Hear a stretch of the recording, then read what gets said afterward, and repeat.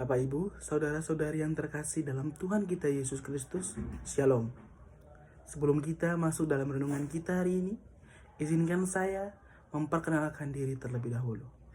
Perkenalkan, nama saya Kerry Parinusa, biasa disapa Kerry. Saya mahasiswa Fakultas Teologi Universitas Kristen Satyawacana. Dan saya saat ini sedang melakukan praktik berkhotbah guna untuk memenuhi tugas mata kuliah homiletika. Saya berasal dari Maluku, tepatnya pada Kota Ambon. Saya juga ingin berterima kasih kepada Bapak Pendeta Dani, Bapak Ibu Majelis, dan seluruh anggota jemaat GKJ Sabda Mulia yang sudah mengizinkan saya melakukan praktik di GKJ Sabda Mulia. Sekian perkenalan singkat saya. Bagaimana kabarnya hari ini? Semoga kita semua hadir dengan tubuh yang sehat dan hati yang terbuka. Yang menjadi tema perenungan kita hari ini adalah terlepas dari belenggu. Dalam perjalanan hidup ini, Bapak Ibu Saudara-saudara sekalian, pernahkah kita merasa terbebani oleh masa lalu? Mungkin oleh kegagalan atau kesalahan yang masih membayangi pikiran kita. Atau barangkali kita mengenal seseorang atau sanak saudara kita yang membutuhkan kita untuk sama-sama terlepas dari semua belenggu yang kita sedang hadapi saat ini. Saat kita mendengar ungkapan terlepas dari belenggu, pikiran kita mungkin langsung tertuju pada sesuatu yang mengikat, membatasi, atau menahan. Namun hari ini saya mengajak kita semua untuk melihat lebih dalam bahwa tidak semua belenggu bersifat lahiriah. Kadang belenggu berupa cara pandang kita yang sempit terhadap sesuatu atau seseorang. Lalu yang menjadi pertanyaan kita semua, apakah kita mau membuka hati kita untuk terlepas dari belenggu? Apakah kita melihat belenggu sebagai kesempatan untuk menyembuhkan kita sebagai manusia agar terlepas dari belenggu, baik yang ada pada diri kita maupun pada diri orang lain? Mari kita lihat bersama jawabannya pada bacaan kita di hari ini. Injil Yohanes ditulis sekitar abad pertama Masehi. Kemungkinan antara tahun 85 sampai 95 Masehi. Injil ini ditulis setelah Injil-Injil sinoptik seperti Matius, Markus, dan Lukas. Dan banyak ahli percaya bahwa tujuannya adalah untuk menegaskan keilahian Kristus dan menyatakan makna rohani dari karyanya, terutama bagi jemaat yang mulai mengalami penganiayaan dan krisis kepercayaan. Dalam Yohanes 17 ayat 20-21, Yesus berdoa agar semua orang yang percaya kepadanya menjadi satu, seperti hubungan yang tak terpisahkan antara Dia dan Bapa. Kesatuan ini mencerminkan kasih dan persekutuan yang sempurna. Kesatuan umat Kristen bukan hanya tentang kesepamahaman, tetapi menjadi bukti nyata bahwa Yesus diutus oleh Allah. Dunia akan melihat kasih dalam damai di antara orang percaya sebagai kesaksian bahwa Yesus adalah utusan Allah. Kesatuan ini juga mencerminkan hubungan antara Yesus dan Bapa yang mengajarkan kita untuk hidup dalam kasih dan tujuan ilahi. Kesatuan yang dimaksud bukan hanya dalam hal duniawi, tetapi dalam kasih dan pemberitaan Injil. Dengan hidup dalam kesatuan ini, kita menunjukkan terang bagi dunia dan gelap. Tunggu dulu Tuhan. Dalam Yohanes 17 ayat 22, Yesus berdoa agar umatnya hidup dalam kesatuan yang mencerminkan hubungannya dengan Bapa. Kemuliaan yang diberikan Yesus merujuk pada kehadiran Allah yang nyata melalui kasih, kebenaran, dan keharmonisan dalam hubungan antar sesama. Kesatuan ini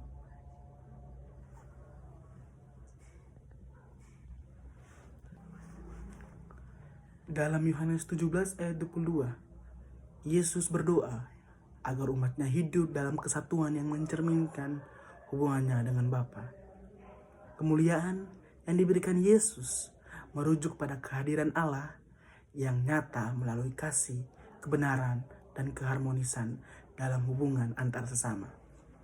Kesatuan ini bukan hanya tentang tujuan atau visi yang sama, tetapi tentang kesatuan hati dan tindakan yang dipenuhi kasih tanpa syarat dan kerendahan hati kita sebagai manusia. Dengan hidup dalam kesatuan dan kasih, umatnya menjadi kesaksian hidup bagi dunia tentang Yesus sebagai anak Allah, dan kesatuan ini hanya mungkin tercapai melalui tuntunan Roh Kudus. Dan kesatuan ini juga mengingatkan kita bahwa kehidupan Kristen adalah kehidupan yang saling terhubung dalam tubuh Kristus. Dalam Yohanes 17 ayat 23 menggambarkan doa Yesus yang menekankan kesatuan yang mendalam antara Dia, Bapa, dan orang percaya. Yesus berbicara tentang hubungan yang tak terpisahkan, di mana orang percaya ikut berpartisipasi dalam kesatuan ini. Bukan hanya mengikuti ajarannya, tetapi juga hidup dalam hubungan inti dengannya dan Bapa. Tujuan ini adalah untuk mencapai kedewasaan rohani dan mencerminkan kasih serta kebenaran Allah kepada dunia. Kesatuan ini juga menjadi bukti nyata kasih Allah yang sempurna kepada umat manusia sebagaimana Dia mengasihi Yesus. Jadi hidup kita sebagai orang percaya bertujuan untuk hidup dalam kesatuan dengan Allah dan sesama menjadi kasih saksinya bagi dunia ini. Dalam Yohanes 17 ayat 24 menggambarkan kerinduan Yesus agar umatnya dapat menikmati persekutuan yang kekal dengannya di surga, melihat kemuliaannya, dan hidup dalam hadirat Allah yang penuh kemuliaan. Ini lebih dari sekedar keselamatan, tetapi hidup bersama Allah dalam damai dan sukacita yang tak berkesudahan. Yesus berdoa agar umatnya mengalami kehidupan yang penuh dengan kehadirannya, baik di dunia ini maupun kehidupan kekal yang akan datang. Dalam Yohanes 17 ayat 25 menggambarkan perbedaan antara dunia yang tidak mengenal Allah dan Yesus yang memiliki pemahaman yang sempurna tentangnya. Dunia terhalang oleh dosa dan ketidakpercayaan, sehingga tidak dapat mengenal Allah. Sebaliknya, Yesus mengenal Allah secara langsung dan menyatakannya dengan benar. Para murid meskipun belum sepenuhnya paham, mulai menyadari bahwa Yesus adalah utusan Allah yang membawa wahyunya. Melalui Yesus, kita dapat mengenal Allah dengan lebih dalam karena Dia adalah jalan yang menghubungkan kita dengan Bapa. Doa Yesus ini menunjukkan keinginannya agar kita semua mengalami hubungan yang semakin intim dengan Allah.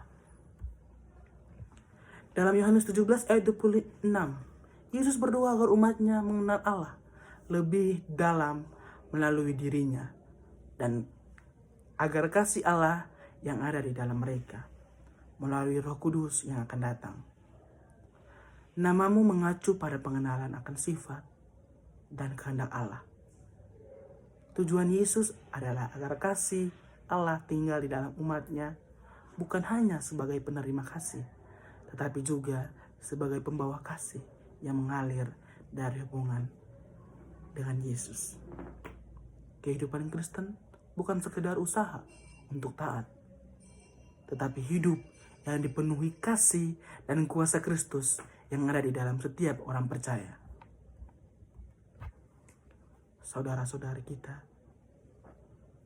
kehidupan kita sehari-hari banyak pasti dari kita yang hidup dengan rasa belenggu, bahkan dengan dosa dan pergumulan kita masing-masing.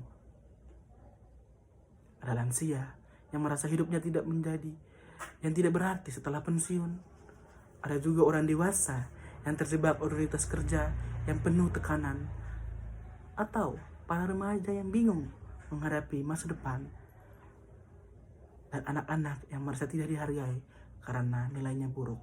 Namun, melalui firman hari ini, kita belajar bahwa dalam setiap belenggu yang saya dan Bapak Ibu rasakan saat ini, dan apa yang sedang kita hadapi, itu cara Tuhan kasih semua yang kita rasakan. Agar kita bisa kembali memahami bahwa maksud Tuhan itu supaya kita sebagai manusia dapat kembali padanya. Agar kita tinggal bersama dengan Tuhan dan Tuhan tinggal di dalam kita. Agar Yesus memperbarui hidup kita. Seperti seorang ibu yang menemukan kembali semangatnya setelah didoakan komunitas seorang pemuda yang akhirnya berani melayani meski pernah jatuh dalam dosa, atau seorang sahabat yang mau mengampuni dan merangkul kembali, atau seorang jemaat yang rutin hadir dan membawa damai bagi sesama.